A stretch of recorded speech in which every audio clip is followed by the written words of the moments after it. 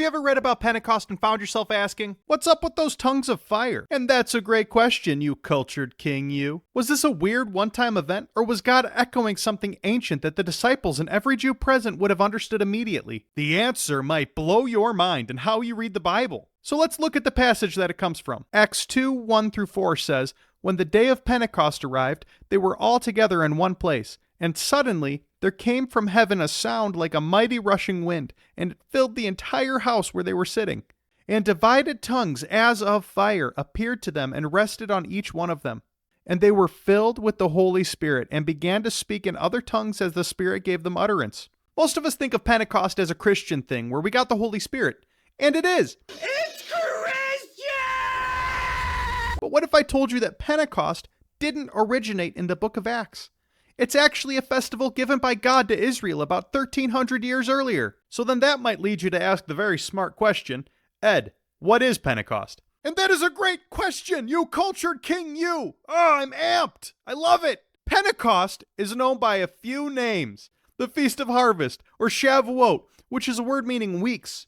This is because it's a harvest festival, offering to God the first of the wheat that had grown, and occurs 7 weeks and 1 day after the Feast of Firstfruits, which is when Jesus rose from the dead. You might be doing the math, and 7 weeks is 49 days, plus 1 day is 50. And that's why the word Pentecost, which is a Greek transliteration for 50, is what the feast was often called. In the first century, Jews would travel from all over the world back to the temple for this feast. It was because they believed that the day was about more than just wheat. There was a tradition that it was the day that God gave the law to Moses on Sinai. So if we look back to Exodus 20 and verse 18, we see something interesting right after God gives the 10 Commandments. It says that all the people saw the thundering and flashes of lightning and the sound of the trumpet and the mountain smoking. It was enough to make the people tremble. I get a little shaky thinking about it. And I don't know about you, I've seen lightning, but I have never seen thunder. So why does the author start by saying that they saw the thunder and lightning? Well, Let him cook! if we look at those words in Hebrew, the Hebrew word for thundering is kol. Out of the 506 times that word is used in the Old Testament, it's used as voice, noise, or sound over 90% of the time, only used as thundering 10 times. Let him cook now! And the Hebrew word for lightning used here is lapid, which is only used as lightning in this verse, but in almost every other instance is used as torch or lamp. And we all know that lamps back then gave off light with fire. Let him cook! So if we translated this text slightly differently, we would see that the people saw something like voices of fire. Keep on cooking like that. You are going far. Does this sound familiar to anybody? And we could end it with that thought, but we actually have ancient Jewish commentaries that corroborate this, saying that the voice of God split into 70 tongues of fire at Sinai, one for every language on earth at the time. This was so that every nation would be able to understand God's word. Now, before I get some comments like, why do you use the Jewish commentaries for some things but not others?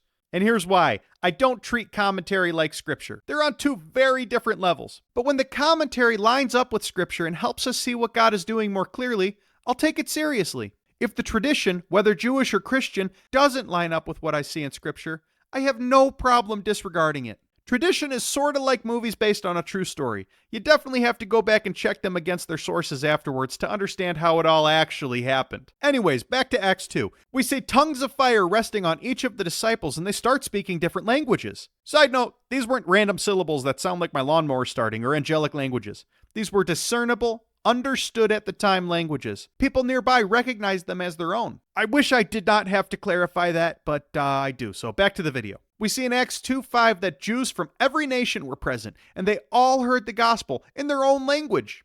So whether this thought that tongues of fire went out from Sinai happened like the commentaries say, it seems like the disciples at least believed it happened this way. If not, this would just be a weird one-time unconnected event. But I don't think it is. I think this is a callback, a visual, audible sign that this is some sort of Sinai 2.0. At Sinai with the Old Covenant, the law was written in stone. But under the New Covenant, as Jeremiah 31:33 says, I will put my law within them, and I will write it on their hearts. Ezekiel 36:27 says that God will put his spirit within us and cause us to walk in his statutes. The Spirit wasn't given to replace God's commands. It was given to help us walk them out. If we believe Jesus in Matthew 5 saying he didn't come to abolish the law but to fulfill it, then we can understand that this is the same law, transferred from being written on stone to being written on flesh.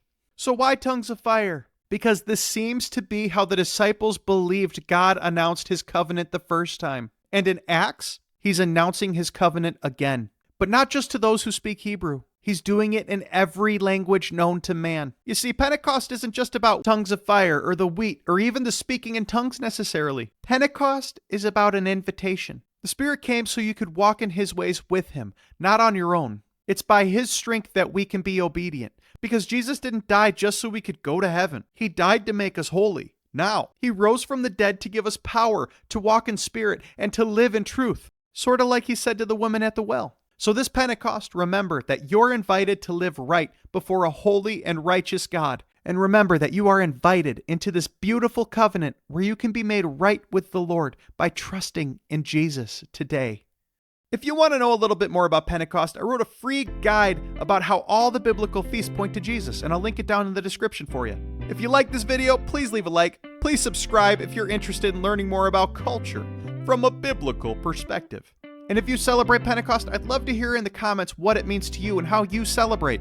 And as always, to God all praise and glory. Thanks for watching.